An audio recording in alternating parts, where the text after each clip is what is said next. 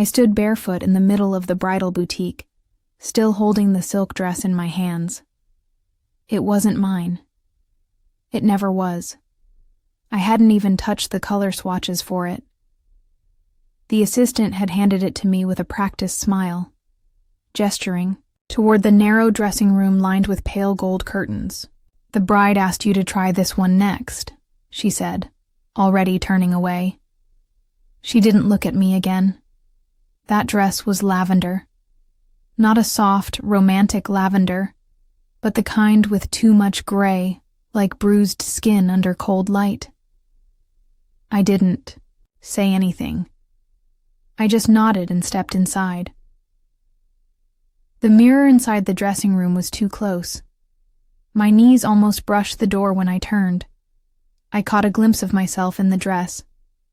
Faded, out of place, older than I should have looked, at 32. My arms didn't look right in the sleeveless cut. I pulled at the fabric, unsure if it was too tight or too loose. It didn't matter. I wasn't meant to stand out. "Are you ready?" My sister called from outside. Her voice was warm, sharp, around the edges, like a blade she didn't realize she was swinging. I pulled the curtain back and stepped out. She was already half turned away, admiring herself in a sweeping ivory ball gown. Her cheeks were flushed pink, and she looked radiant in the way brides do when they know everyone will orbit them for the next 6 months. She looked at me, blinked, and smiled a little too fast. "That one's good," she said, already turning back to the mirror. "Better than the peach, right?" I didn't answer, just nodded again. Somewhere behind us, Mom was talking to the seamstress about embroidery for the veil. She hadn't said much to me since I arrived, not even when I offered to cover the last-minute deposit for the venue when it almost fell through last week.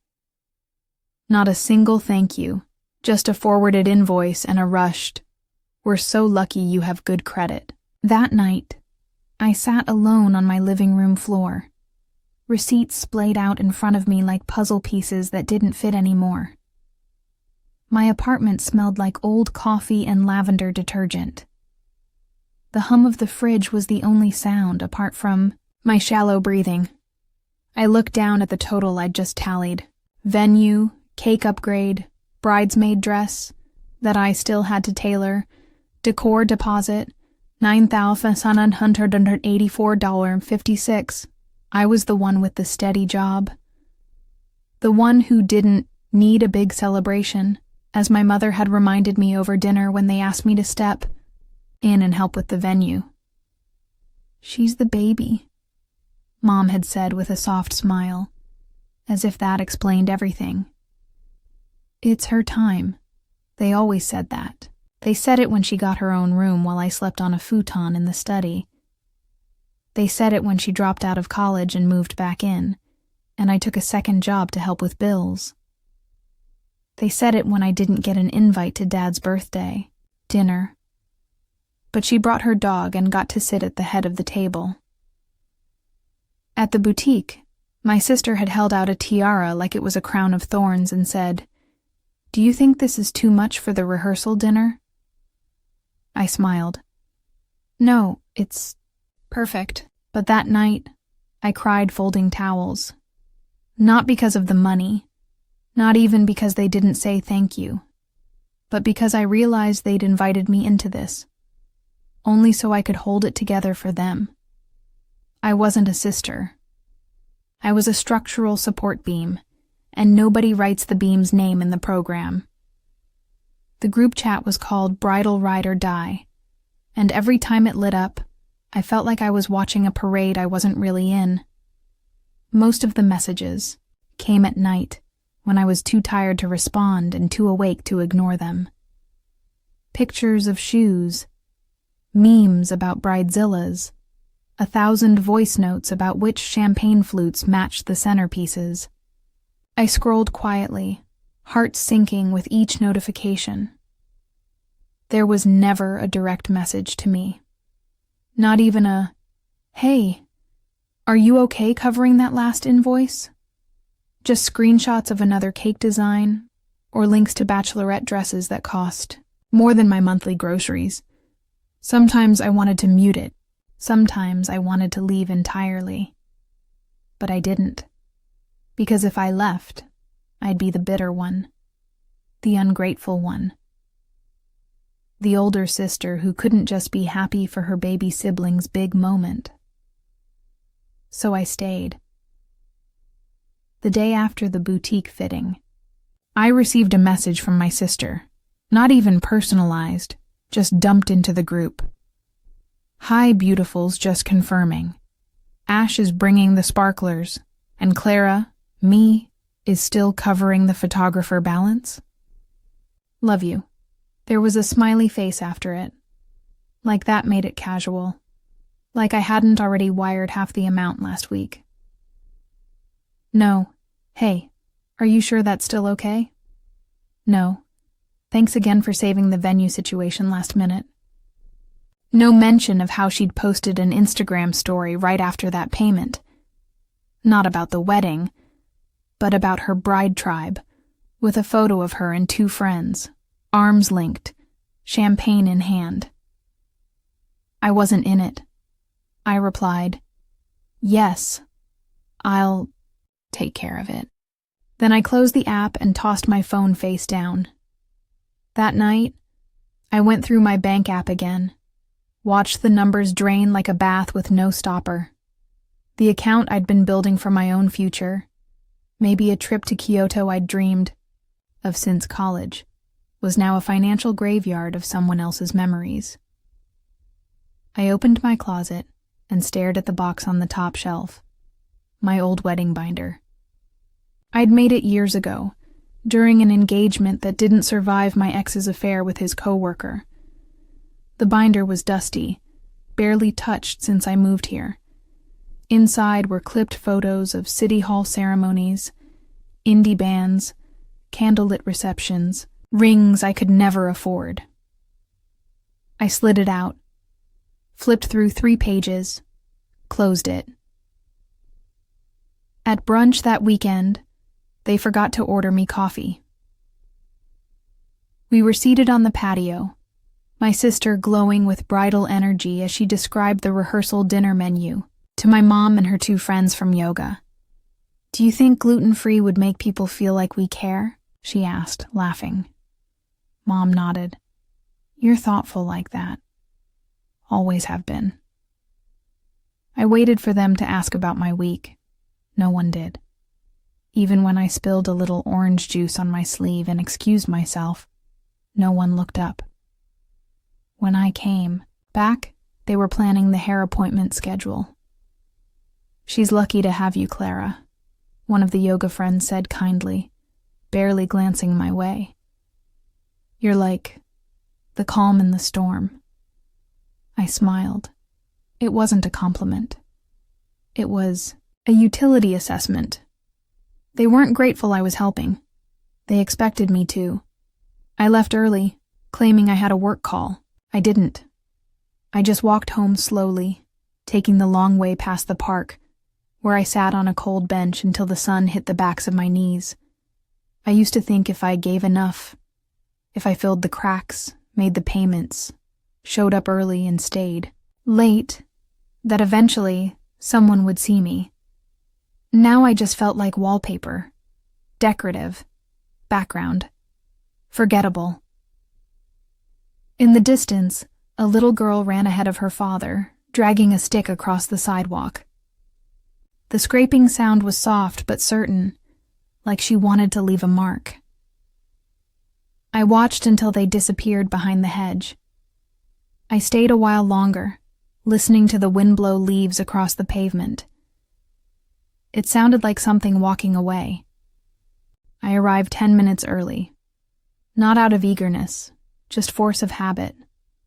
I show up, I help, I stay late to clean.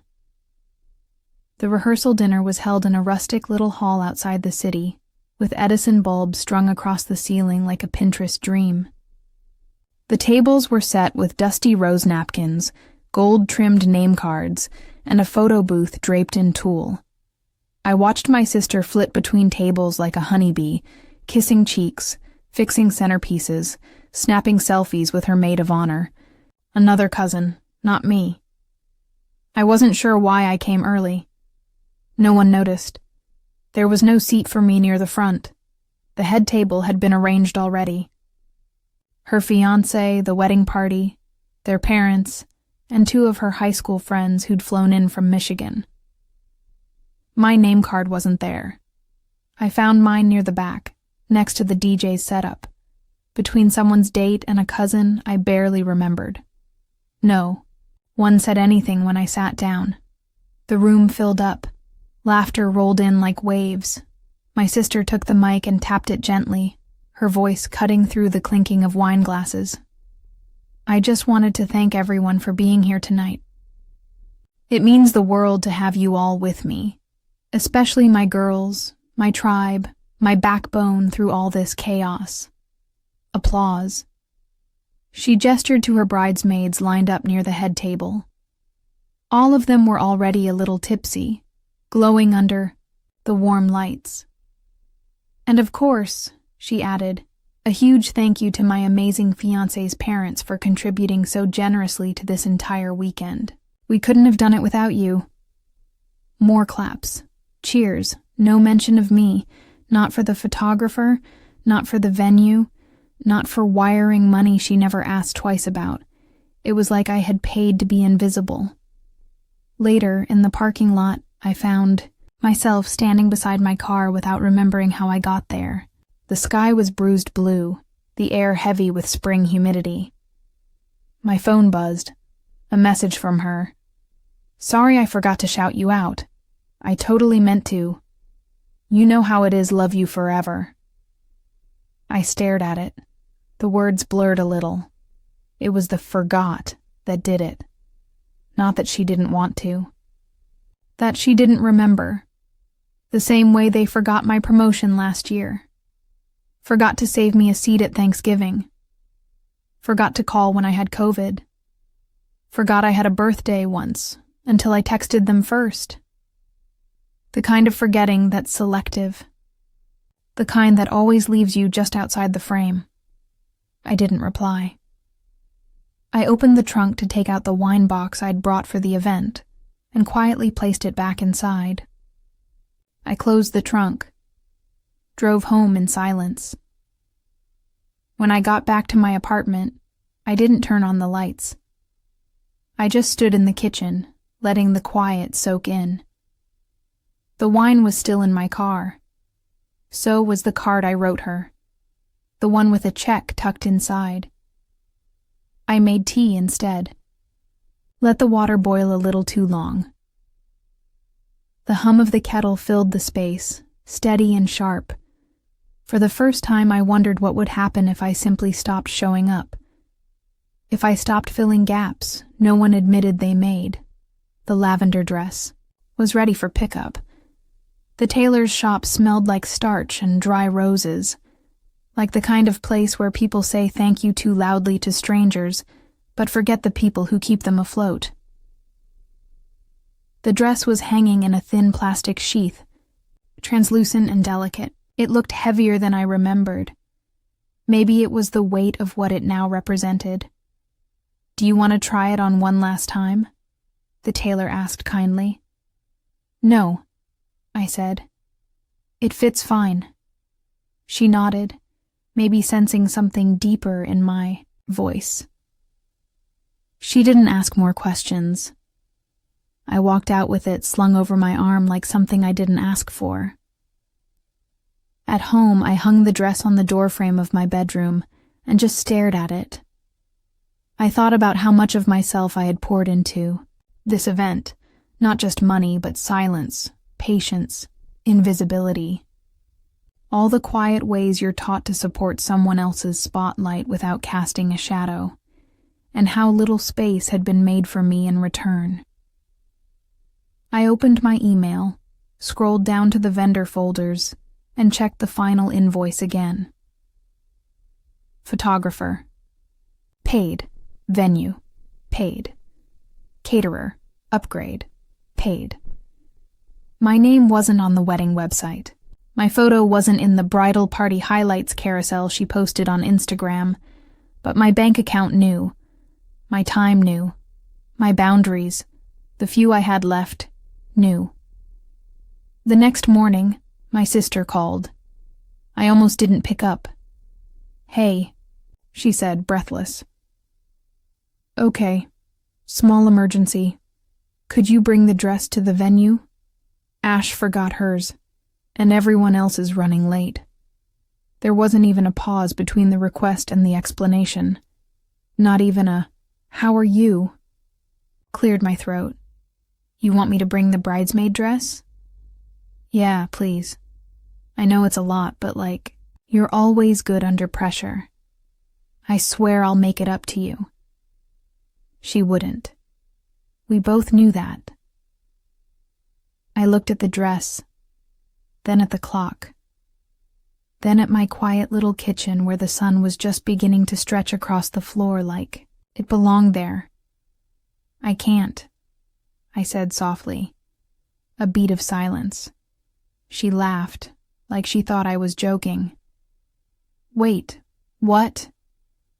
"I can't bring it. You'll have to figure something out." Another pause. Longer this time. "Oh, 'kay. Wow. Are you mad at me?" I didn't answer. Not right away. I let the silence do the talking. For once I didn't rush in to soften the moment. Didn't say, no, I'm fine, just to keep her from feeling discomfort. Finally I said, "I'm just tired." I hung up, turned off my phone, and I didn't bring the dress. I didn't go. I woke up early anyway, body trained to anticipate their needs before they voiced them. But this time, I didn't lace up my shoes. I didn't pack backup heels or emergency, bobby pins or phone chargers for the bride's table. I stayed in my apartment, windows closed, curtains drawn. The lavender dress still hanging limp on the back of the bedroom door, like a question that had already answered itself. Outside, the day bloomed warm and golden, unfairly perfect for a wedding. I imagined it unfolding without me, the way her veil would catch in the wind, the guests wiping tears, the laughter under fairy lights, the speeches, the dancing. They'd find a way to make it work. They always did, especially when I wasn't there to clean up the silence. Around noon, my phone buzzed off the hook, messages stacked like cards. "Mom. Where are you? People are asking." "Ash. You said you were tired. That didn't mean you weren't coming?" "Unknown. You left the dress?" "Tef, Clara. Mom, this is your sister's day. Can you not ruin it for once?" Then silence. I brewed coffee, sat on the floor with my mug and nothing else, no makeup, no shoes, just the soft hum of stillness I had spent years handing over to other people. I wondered if they'd save me a piece of cake. I wondered if they'd tell people I had the flu, or had a work emergency, or that I simply wasn't feeling well. They wouldn't say the truth. That I had finally stopped performing love, I didn't feel returned.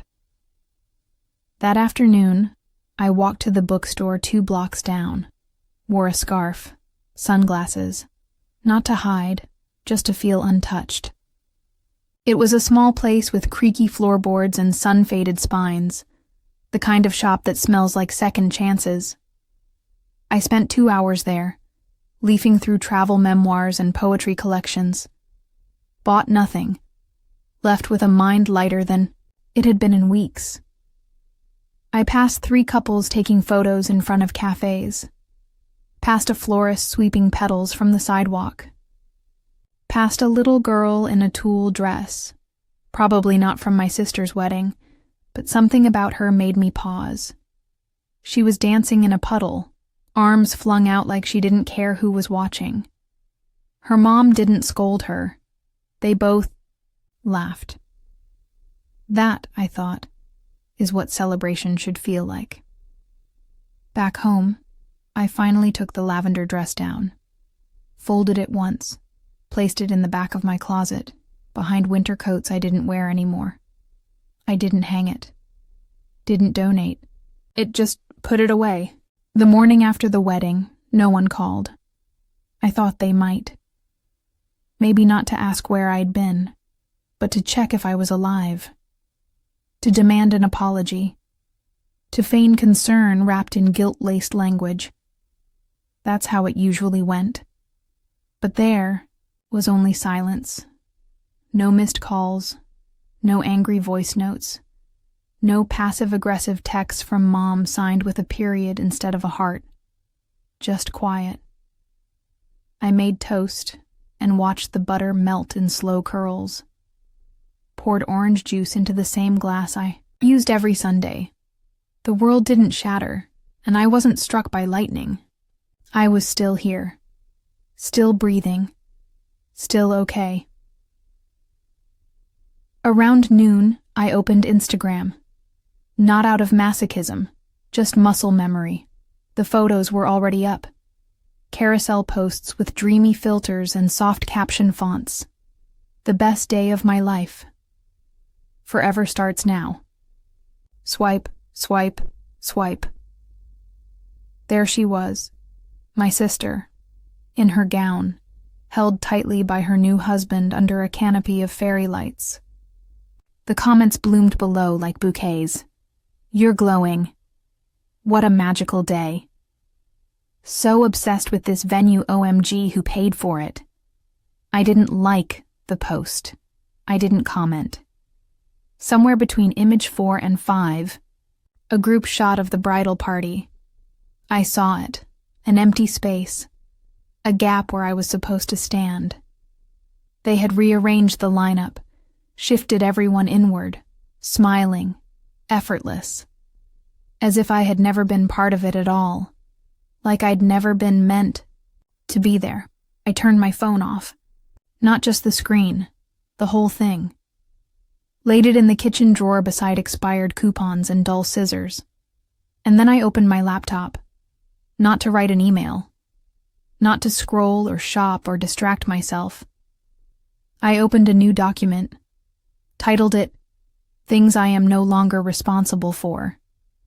The list started slowly, then it poured. Their expectations, their emergencies, their silence, their apologies that never came, their timelines, their rewrites of history, their guilt dressed as tradition, their needs shaped like favors. I sat back, stared at the words, let them sink in like dye on fabric. This wasn't rage. It wasn't even sadness anymore. It was something quieter, something steady, something like relief. It took 3 days before anyone called. It wasn't my sister. It was Mom. Her voice was low, stiff, coated in a sweet concern that always came with conditions. Hi, honey, she said. You doing okay? I was folding towels. My apartment was quiet, except for the low hum of the fan. Outside, a dog barked, 2 floors below. I'm fine, I said, smoothing the edge of a faded bath towel. You? She hesitated. We missed you.